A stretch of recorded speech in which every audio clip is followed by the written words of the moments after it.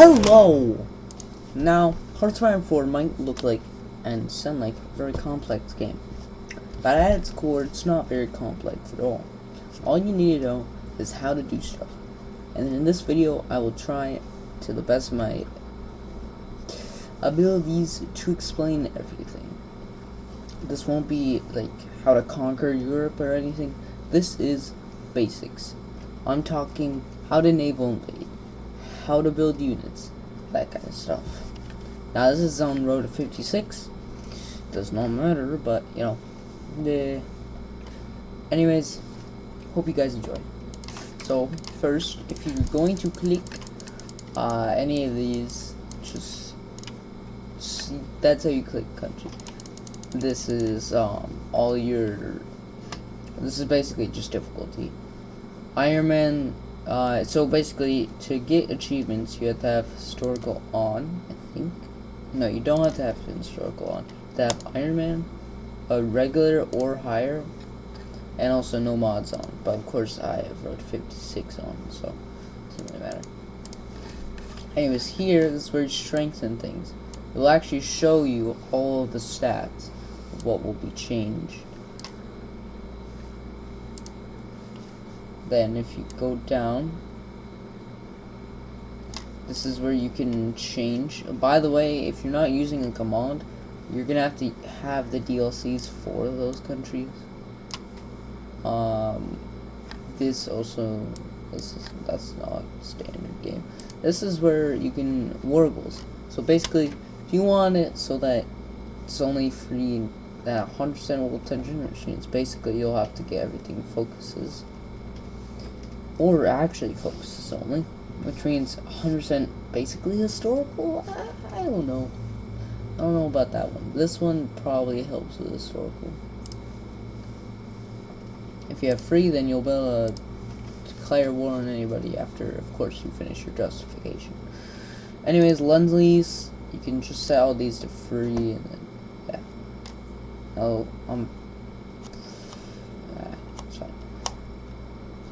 compliance, growth, resistance. These two, if you want to have most likely a funner time, I would put these to like that.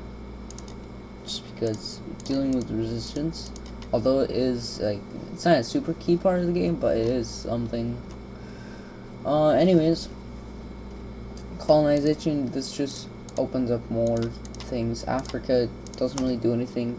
It just turns Africa from a maybe front in a war to a just useless continent for trade, I guess. This is fragmented. I'll give you an example with like the Soviet Union will fragment them. Anyways, you can see the Soviet Union. I want you to keep on looking at the Soviet Union.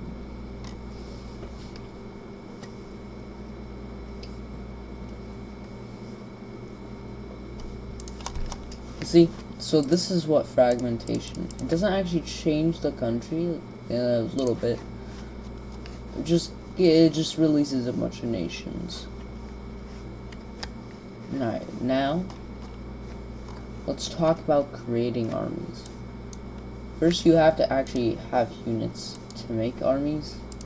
You should probably know that, but it's fine if you don't. So, as you see, you can slow it down if you want. I just made an army. Now, front lines. This is how your units are going to actually get to the country. So you're going to want to put a front line on whatever country you want to kill. Then an offensive line you want to deride. Like, just basically that's where they're going to go. And you can actually hover over this, and you can see everything that they're going to take.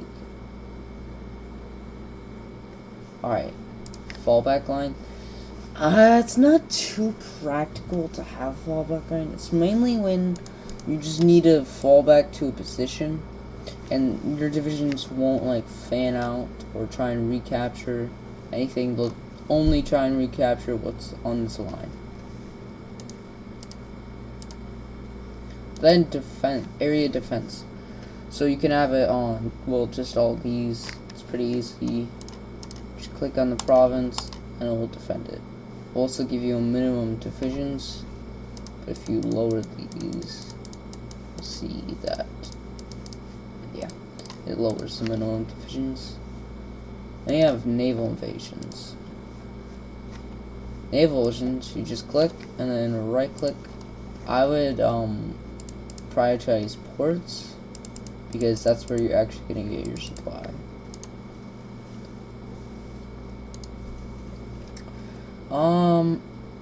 There's also division assignment mode. I'm not really sure what that does yet.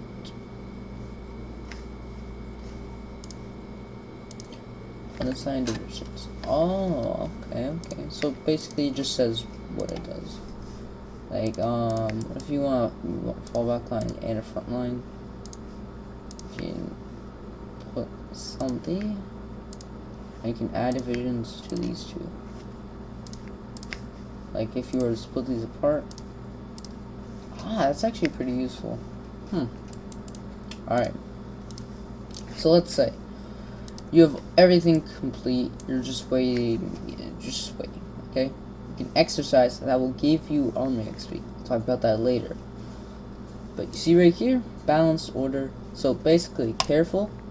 You're gonna barely take any land. Well, you're gonna take land. It's just gonna be slower, but you're gonna. Most of the time, you get more army XP. Then you have balance. This is your normal standard. They'll take land. They'll take way more land than balanced.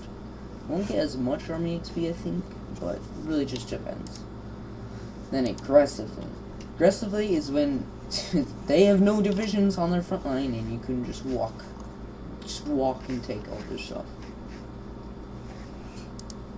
Now aggressively can be extremely useful. Let's say you have a naval invasion. Let's just say this troop is right here, everything else is hostile. Let's say that this is the nearest port. You can aggressively get that, where your troops will just take as much stuff, and then you can stop the aggressively and put it back to balance once you've taken the port. It's helpful. Then you have paratroopers. Paratroopers, what you want to do, it's pretty simple. Just get air supremacy, and then get these guys. No, not those guys. Transport aircraft. You're gonna have them actually research for. But you see this? You just put these guys, and also with planes, you just click, and they'll go there. Up here is where you actually assign them orders. So like if you have bombers, you would do that. If you have, it's just all you have to really do is just read. It's not that hard to understand. Anyways, I'm gonna show you an example. Also, here's the cheats menu. From my personal experience, it's pretty fun to use cheats.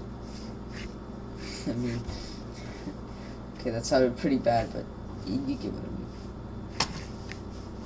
I mean. Anyways, let's take an active example. This is when you're at war.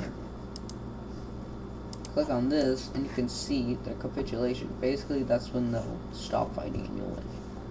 This is casualties. You always want to make sure you don't have like a lot of casualties. This is war participation. Basically, if you're in a faction or you're fighting alongside people, let's just say if you don't have war participation, you won't get anything. It's important that you have war participation. Well, so bad things can happen. Because then it's kind of wonky, because like sometimes I'll see what seems like I'll do all the work and I won't have any participation. But you'll just have to throw it on that. Now research. I would go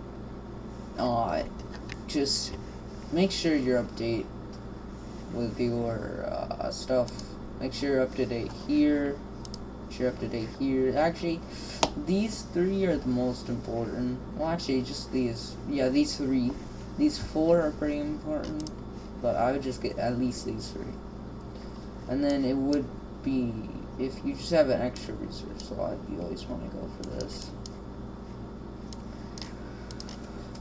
Alright, so these just reads, just more reading. These just give you buffs. You can make them go faster, except on the newest version. By the way, this is 1 point, and this is 10.8.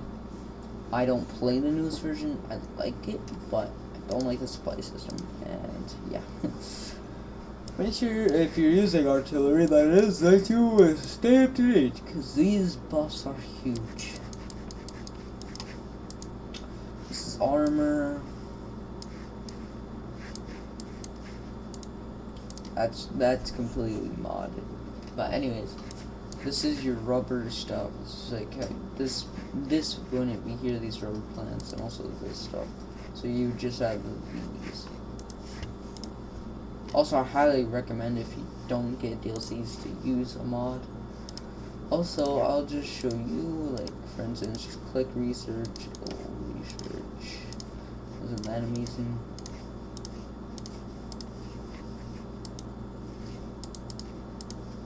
Wow. Alright, anyways, I think one of the only things that we have left. Now, you will have to wait for justifications, like, yeah, unless you get a conquer focus, that is. Also, these are pretty important. Just play the game, my boy. I hate to be the one just tutorial YouTuber that just like, bro, I'll just get good. But seriously, that's the best way to play this game. Just play it. It's really just knowing what things do and when they do them. Also, politics. Alright, now you will get a little pop-up. I skipped it because that's muscle memory. To me, you'll get a little pop-up, and then you'll get this little thing, available war goal, which means you can declare war. Call allies to call every faction member that you have, or puppet. Here you go, boys. Also, this little thing right here, I would keep it around here or here. Now you'll see these pop-ups. Join wars. It's basically whoever's in your faction, they'll want to join your wars. Now you can say yes or no. Basically, do you want to give up land or not?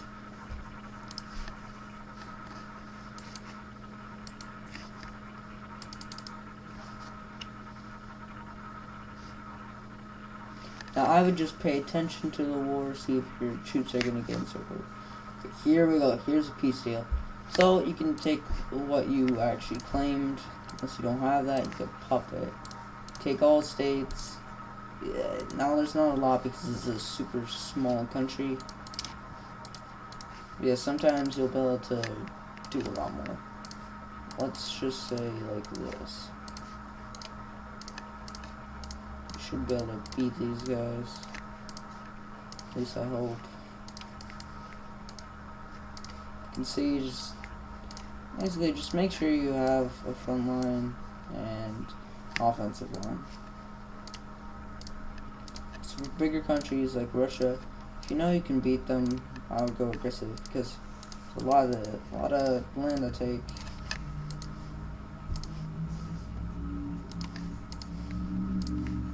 So yeah, just stuff and things. Also, think about focuses. Once you get enough focuses, you can start doing these focuses. Now, this is when you have no more focuses left. Also, see, that's that.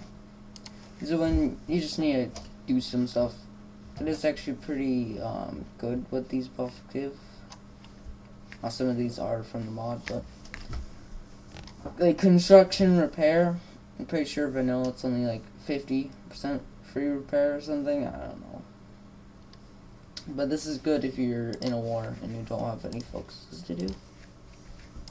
But anyways, you just look what they do first. Like, see, I could have gone here and then they had a civil war and became a totally different country. We had 2 civilian factories and that stuff. Let's talk about construction. This is infrastructure. You see how that says +4 in steel? That's what it's gonna give me. Civilian factories. This is how you make stuff. This is consumer goods. That's basically how many factories are going to consumer items like shoes and cars and that kind of stuff. Anti-air decreases the air that enemies have. Air bases, their air bases, military factories, say production. Just add more to get more. It's pretty self-explanatory. It's your resources. Try not to be in a deficit unless you're on like civilian difficulty. Yeah. Forts, as you can see, this building inflicts an attack penalty of -15 for each fort on the attacker in combat. So basically, it makes it easier to defend. I think there's a penalty for attacking from a fort. I'm not sure though. If there isn't, then I've been lied to my whole life. Alright, now let me show you what happens when you go on a big boy war. Now, obviously, this is not hard. I'm not even having to really think. Look for encirclements. Encirclements are very, very important. Like, watch this. Also, if you encircle a guy, they will overrun, and then they lose that division. Normally, their divisions would just stay, but they might die if you encircle them. If you encircle them, they'll die 100%. See this, bro? This is terrible encircling for them. Pretty sure that's actually their whole military. This little bubble. Basically, you pass it, you get extra points. That's how you actually make demands. And you can take whatever you want and then puppet them. Basically, if you have a puppet, you don't get 100% of everything they have. You just kind of, you know, like, well, they're a puppet. They join you in every war. They do a lot. But also, you don't have to garrison their land. So if you're a smaller country and you just killed, like, let's say I'm you or you, and I kill Saudi Arabia. But because I barely did it, and I did it with cheese method, then I can just puppet them. But I don't have to deal with garrisoning them. I don't have to deal with resistance. I don't have to deal with any of that. That's their problem now. But I also get them as... I just get their stuff, basically. Just not all their stuff. Now, manpower, stability, war support, PP. PP, that's how you employ political power. That's how you do most of your stuff politically. That's why it's called political power. Stability, you can see, it just gives you buffs and also keeps you from having revolutions. War support, it gives you buffs if it's higher. Manpower, it's manpower. If you don't have it, you can't make troops, and your troops will suck. Actually, they might not even work. Command power, as for, let's select few things. Like, for instance, here, ally coordination, 10 command power, and then, yeah. Anyways, hope you guys enjoyed this short little tutorial. I wanted this to be simple. I'm introducing game mechanics, not actually how to win the game. See, that's how I worked, and I couldn't play the game very well because I was only thinking about, because I would watch YouTube videos about how to play, but they would just show you how to play a nation, how to do this, how to do that, when I needed the game mechanics so I could actually play every country. But once you get it down, once you get your setup, just have fun. It's a really good game. You spend money on it, unless you got it free, then use it. This has been Nautilink.